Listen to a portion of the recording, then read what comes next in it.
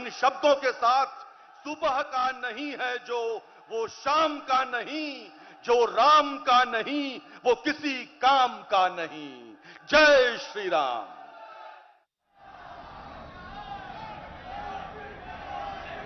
जय सिया राम। जय जय सिया राम। कार्यक्रम में उपस्थित उत्तर प्रदेश की राज्यपाल श्रीमती आनंदीबेन पटेल, यहां के लोकप्रिय कर्मयोगी मुख्यमंत्री योगी आदित्यनाथ जी, सभी पूज्य संतगण, उपस्थित अन्य सभी प्रबुद्धजन, श्रद्धालुगण,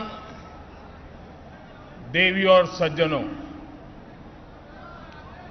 श्री राम लला के दर्शन और उसके बाद राजा राम का अभिषेक, ये सौभाग्य राम जी की कृपा से ही मिलता है।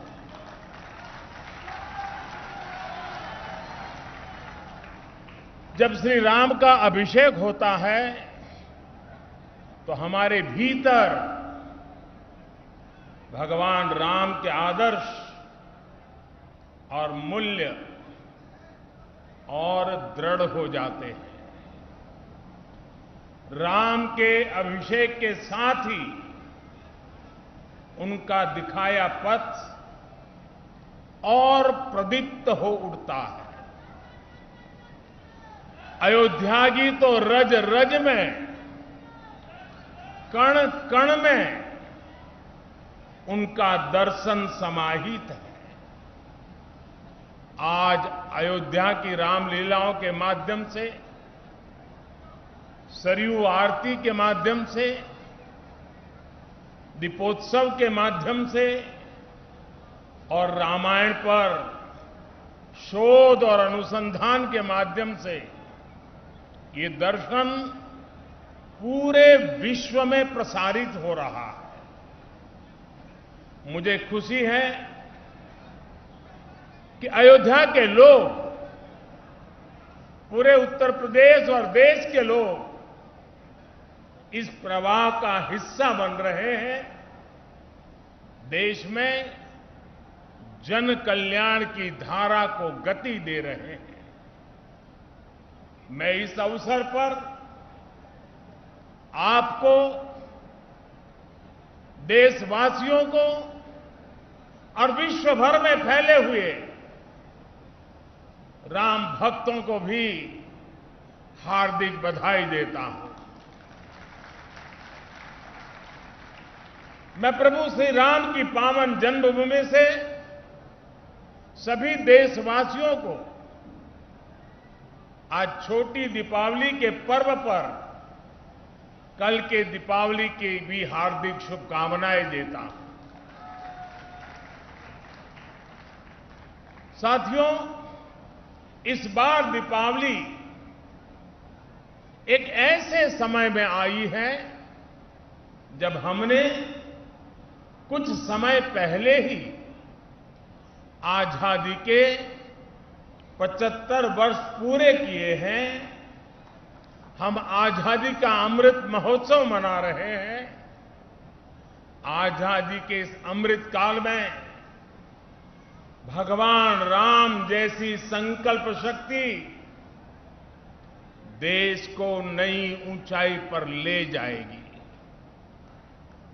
भगवान राम ने अपने वचन में, अपने विचारों में, अपने शासन में, अपने प्रशासन में जिन मूल्यों को घड़ा, वो सबका साथ, सबका विकास की प्रेरणा है और सबका विश्वास, सबका प्रयास का आधार भी है।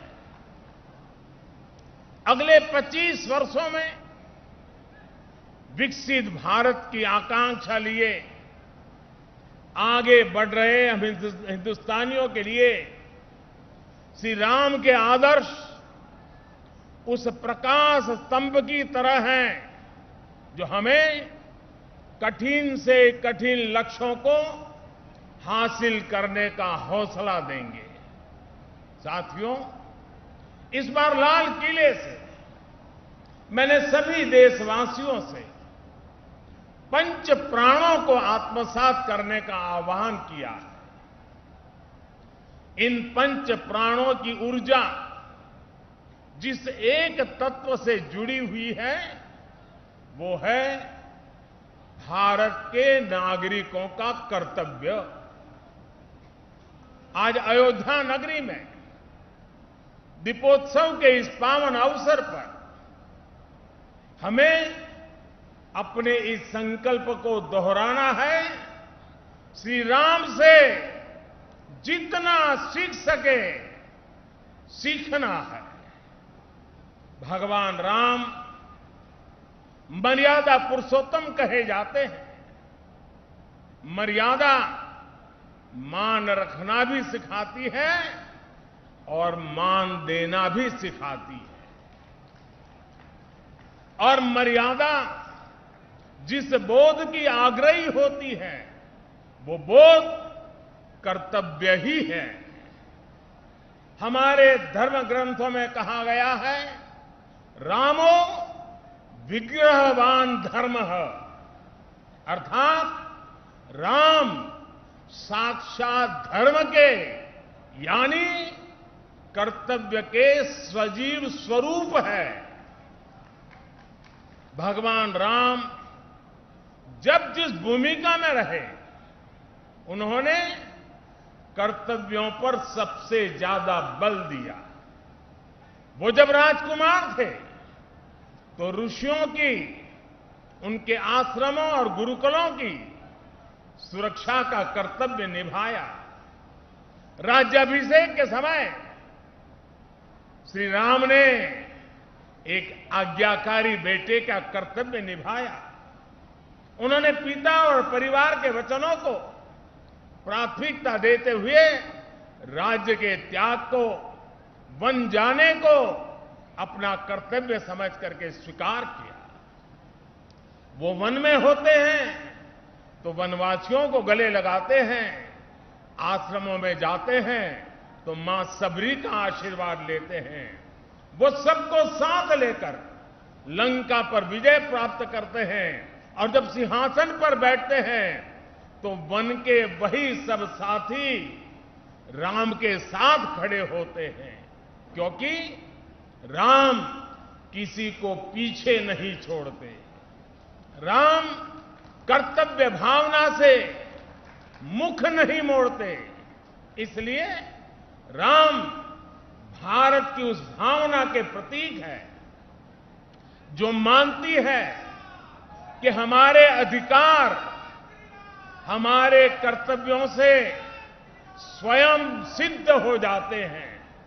इसलिए हमें कर्तव्यों के प्रति समर्पित होने की जरूरत है।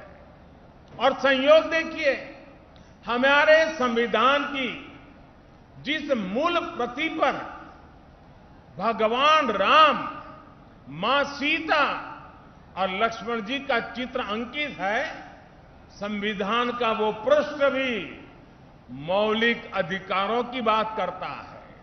यानी एक और हमारे संविधान अधिकारों की गारंटी, तो साथ ही प्रभु राम के रूप में कर्तव्यों का शाश्वत सांस्कृतिक बोध। इसलिए हम जितना कर्तव्यों के संकल्प को मजबूत करेंगे, राम जैसे राज्य की संकल्पना उतनी ही साकार होती जाएगी। साथियों, आजादी के अमृतकाल में देश ने अपनी विरासत पर गर्व और गुलामी की मानसिकता से मुक्ति का आह्वान किया है। ये प्रेरणा भी हमें प्रभु राम से मिलती है। उन्होंने कहा था, जननी जन्मभूमिश्च स्वर्गादपि गरीयसी, यानी वो स्वर्णमयी लंका के सामने भी हीन भावना में नहीं आए। बल्कि उन्होंने कहा कि मां और मातृभूमि स्वर्ग से भी बढ़कर के है। इसी आत्मविश्वास के साथ जब वो अयोध्या में लौटकर आते हैं, तब अयोध्या के बारे में कहा जाता है, नवग्रह निखर अनिक बनाई, जनु धे अमरावती आई। यानी अयोध्या की तुलना स्वर्ग से की गई है।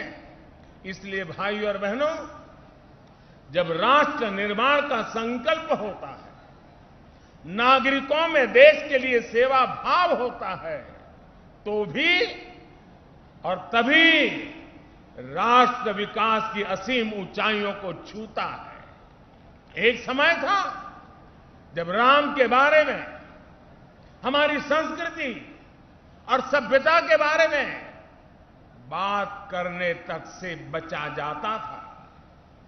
इसी देश में राम के अस्तित्व पर प्रश्न चिन्ह लगाए जाते थे। उसका परिणाम क्या हुआ? हमारे धार्मिक सांस्कृतिक स्थान और नगर पीछे छूटते चले गए। हम यही अयोध्या के रामघाट पर आते थे तो दुर्दशा देखकर मन दुखी हो जाता था। काशी की तंगहाली, वो गंदगी और वो गलियां परेशान कर देती थी। जिन स्थानों को हम अपनी पहचान का, अपने अस्तित्व का प्रतीक मानते थे, जब वही बदहाल थे तो देश के उत्थान का मनोबल अपने आप टूट जाता था। साथियों, बीते 8 वर्षों में देश ने हीन भावना की इन बेड़ियों को तोड़ा है। हमने भारत के तीर्थों के विकास की एक समग्र सोच को सामने रखा है। हमने राम मंदिर और काशी विश्वनाथ धाम से लेकर केदारनाथ और महाकाल महालोक तक घनघोर उपेक्षा के शिकार हमारी आस्था के स्थानों के गौरव को पुनर्जीवित किया है। एक समग्र प्रयास कैसे समग्र विकास का जरिया बन जाता है, आज देश इसका साक्षी है। आज अयोध्या के विकास के लिए हजारों करोड़ रुपए की नई योजनाएं शुरू की गई है।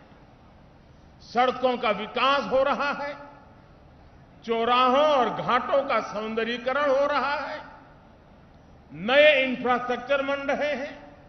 यानी अयोध्या का विकास नए आयाम छू रहा है। अयोध्या रेलवे स्टेशन के साथ साथ वर्ल्ड क्लास एयरपोर्ट का निर्माण भी किया जाएगा। यानी कनेक्टिविटी और अंतर्राष्ट्रीय पर्यटन का लाभ इस पूरे क्षेत्र को मिलेगा। अयोध्या के विकास के साथ साथ रामायण सर्किट के विकास पर भी काम चल रहा है। यानी अयोध्या से जो विकास अभियान शुरू हुआ, उसका विस्तार आसपास के पूरे क्षेत्र में होगा। साथियों, इस सांस्कृतिक विकास के कई सामाजिक और अंतर्राष्ट्रीय आयाम भी हैं। श्रृंगवेरपुर धाम में निषाद राज पार्क का निर्माण किया जा रहा है।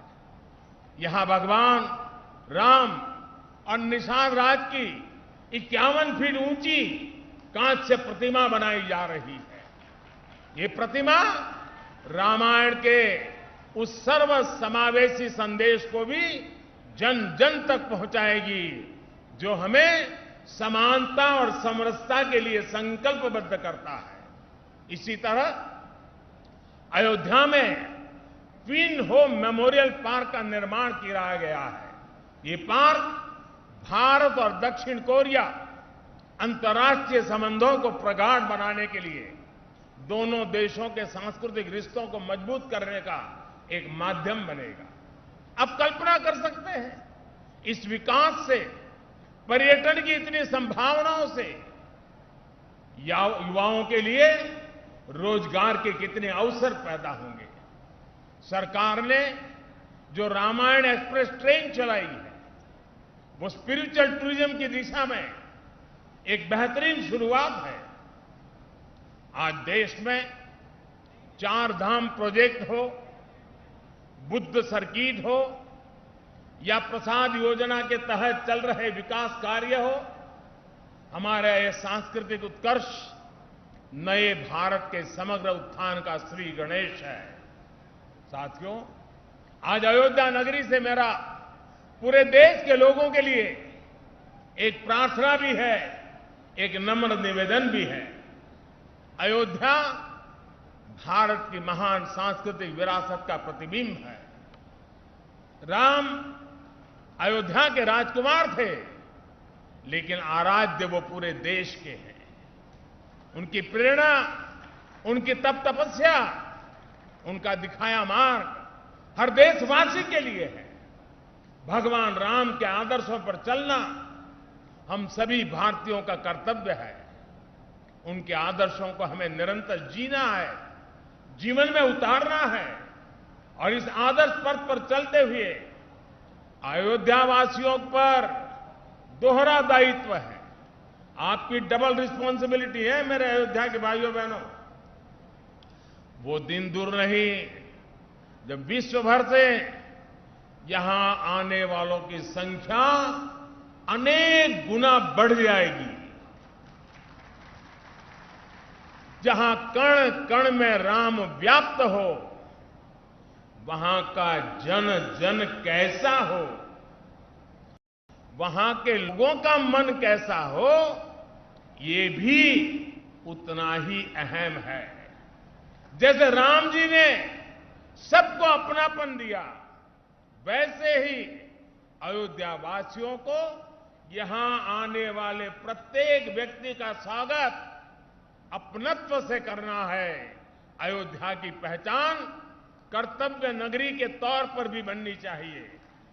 अयोध्या सबसे स्वच्छ नगरी हो, यहां के रास्ते चौड़े हो, सुंदरता अप्रतिम हो, इसके लिए योगी जी और उनकी सरकार दीर्घ दृष्टि के साथ अनेक प्रकल्पों को आगे बढ़ा रही है, प्रयास कर रही है। लेकिन इस प्रयास में अयोध्या के लोगों का साथ और बढ़ जाएगा तो अयोध्या जी की दिव्यता भी और निखर जाएगी। मैं चाहूंगा कि जब भी नागरिक मर्यादा की बात हो, नागरिक अनुशासन की बात हो, अयोध्या के लोगों का नाम सबसे आगे आए। मैं अयोध्या की पुण्य भूमि पर प्रभु श्री राम से यही कामना करता हूं कि देश के जन जन की कर्तव्य शक्ति से भारत का सामर्थ्य शिखर तक पहुंचे। नए भारत का हमारा स्वप्न मानवता के कल्याण का माध्यम बने। इसी कामना के साथ मैं अपनी बात समाप्त करता हूं। एक बार फिर सभी देशवासियों को दीपावली की बहुत बहुत बधाई देता हूं। आप सभी को बहुत बहुत धन्यवाद। बोलो सियावर रामचंद्र की, सियावर रामचंद्र की, सियावर रामचंद्र की। धन्यवाद जी। धन्यवाद।